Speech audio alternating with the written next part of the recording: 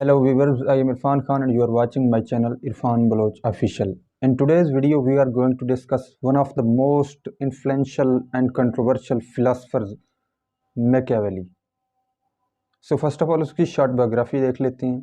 He was born in 1469 and was died in 1527. वो Italy की एक सिटी स्टेट जिसका नाम फ्लोरेंस है उसमें पैदा हुए एंड उन्होंने बेसिक एजुकेशन जो है वो फिलासफी एंड हिस्ट्री में हासिल की and at a very young age Machiavelli joined the court of Florence and उसके बाद after a coup in Florence he was elevated to the post of secretary to war. उसके बाद वो 14 साल तक इसी पोस्ट पर कायम रहे. Then later the coup was reversed and Machiavelli was prisoned and exiled. And during the prison time, he started writing letters to the prince, and those letters were actually the pieces of advice जो उसने king को दिए. Actually, he was a flatterer and he wanted to get out of prison. So वो Prince को उसने खतूत लिखे जिन खतूत में वो प्रिंस के लिए पीसेज ऑफ एडवाइस देता है कि किस तरह आप स्टेट को मजबूत कर सकते हैं, अपनी पावर को इंक्रीज कर सकते हैं, अपनी स्टेट को यूनाइट कैसे रख सकते हैं और कैसे इसको एक्सपेंड कर सकते हैं. And later these pieces of advice और these letters were compiled and were published in form of a book, and the name of that book is The Prince, one of the most famous books in the world. ये सदियों तक ban रहने के बावजूद ideas dictated in this book still fascinate people. ये छोटी सी book है, everybody should read it. सो उसकी जो थ्योरी है उसको the theory of power politics का नाम दिया जाता है.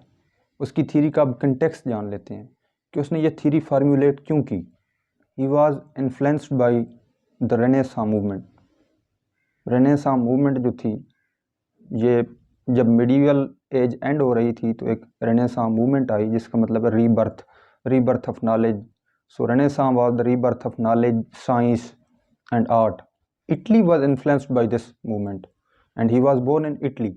जो इससे पहले एज थी उसको डार्क एजेस का नाम दिया जाता है, डार्क एज का मिडिवल एज, जिसमें चर्च ऑल इन ऑल था. चर्च और रिलीजन को जो है ना वो फुल अथॉरिटी थी चर्च के पास.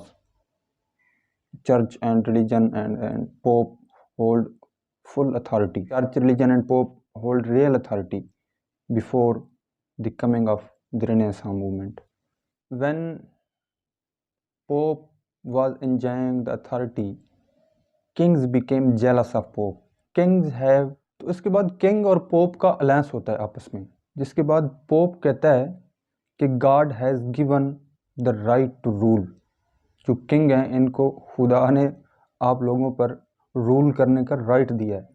Kings are the shadow of God on earth and in return pope was given all kinds of wealth and rewards. उसके बाद जो किंग्स थे they became abusive. They started killing people without any reason and forms worst kind of slavery and imposed heavy taxes on masses. इसके बाद जो people थे they started suffering. Later a time came when people started questioning the brutality of kings. During Machiavelli's time Italy was divided into 6 city states. उनके नाम जो हैं उसमें Florence है, रोम है, नेपल्स है, वेनिस, सिसिली एंड मिलान है. तो ये 6 सिटी स्टेट्स थी उसके दौर में. So as a patriotic Italian he wanted to unify Italy. However he failed to do so when he was secretary to war. Machiavelli then concluded that the reason why Italy was disunited was the conspiracy of Pope. Pope की conspiracy की वजह से जो है ना Italy disunited था.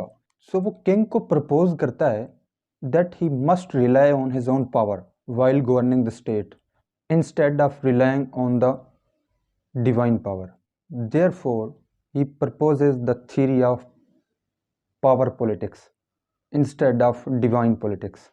सो उसकी जो बुक है द प्रिंस, इसमें जो एडवाइस, पीसेज ऑफ एडवाइस वो करता है, देता है किंग को, उनकी अब बात कर लेते हैं। द प्रिंस में जो एडवाइस करता है किंग को, वो पीसेज ऑफ एडवाइस जो देता है, उसमें वो कहता है कि मैन जो है ना, मैन बाय नेचर ये सेल्फिश है एंड रेशनल है, and his behaviour can be influenced by two factors, जिसमें से एक फैक्टर है फियर का और दूसरा है रिवार्ड का।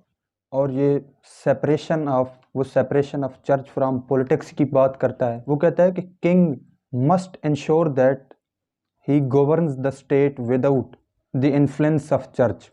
Machiavelli wants to limit the authority of church on the matters related to spirituality only, while the state must be governed by the prince independently. उसके बाद वो separation of ethics from politics की बात करता है। He advises that while governing the state, the prince must not necessarily follow the ethical principles. If he has to break promises, he must not hesitate on the interest of state. अगर उसको अपने वादे जो है ना झूठ बोलना पड़े, अपने वादों को पूरा यू टर्न लेना पड़े, तो उसको हेजिटेट नहीं होना चाहिए, स्टेट के इंटरेस्ट में उसको फ़ौरन ये कर लेना चाहिए।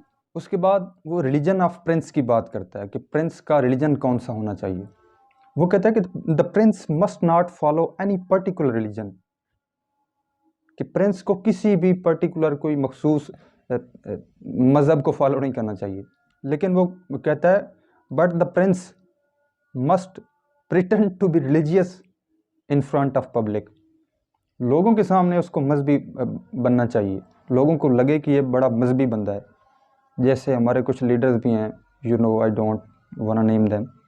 And he must encourage people to be religious, और लोगों को उसको इनकरेज करना चाहिए कि लोग जो हैं वो रिलीजियस बने। And the king must ensure that he is respected as well as feared, और किंग को ये इंश्योर करना चाहिए कि उसकी लोग इज़्ज़त भी करते हैं और उससे डरते भी हैं। एंड इन फैक्ट वो कहता है and in fact he must be feared more than respected, कि उसकी इज़्ज़त लोग कम करें लेकिन उससे खौफ ज़्यादा खाएं। उसको ये इंश्योर करना चाहिए कि इज़्ज़त से ज़्यादा उससे लोग उससे डरें। He must be feared so that people can not be involved in consequences against him behind his back. उसके बाद वो कहता है कि he must reward people in order to be respected, कि लोगों को उसे रिवार्ड देने चाहिए ताकि लोग उसकी रिस्पेक्ट करें, उसकी इज़्ज़त करें। उसके बाद वो द प्रिंस को एडवाइस करता है he must be brave like a lion and cunning like a fox. वो कहता है कि सिर्फ जो ब्रेवरी है वो भी काम नहीं आती। सपोज़ आपके पास हाथ में कोई असला नहीं है, आप खाली हाथ हैं और आप जाके चले जाते हैं 100 सोल्जर है जिनके हाथों में असला है, उनसे लड़ने, तो वो कहता है कि ये हमाकत है, ये कोई ब्रेवरी नहीं है। You must take U turn. ऐसी सिचुएशन से आपको बचना चाहिए, आपको कनिंग भी होना चाहिए। आप पूरी तैयारी के साथ बाद में आएँ, एक प्लानिंग के साथ आएँ। इट इज़ नॉट ब्रेवरी, वो कहता है कि आप ऐसे चले जाएँ।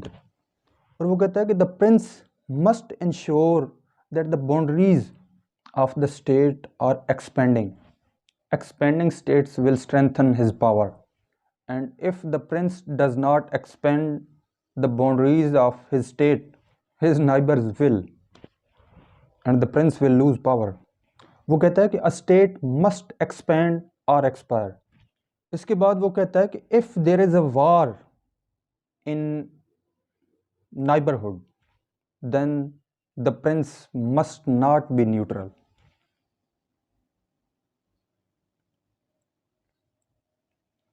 And he must not rely on mercenaries. He should have a patriotic army. And the prince must favor the weak. क्योंकि अगर वो वीक नाइबर की सपोर्ट करेगा तो वो जो पावरफुल होता है उसको वो मिलकर उसकी पावर को रिड्यूस कर सकेंगे। अगर वो स्ट्रांग का सपोर्ट करेगा तो फिर वो स्ट्रांग जो है उसकी पावर में इजाफा हो जाएगा और वो इसकी स्टेट और इसकी पावर को भी रिड्यूस करेगा। सो ये थी द पीसेस ऑफ एडवाइस जो द प्रिंस में उसको देता है। Thank you. So I have tried to summarize the pieces of advice he gave to king.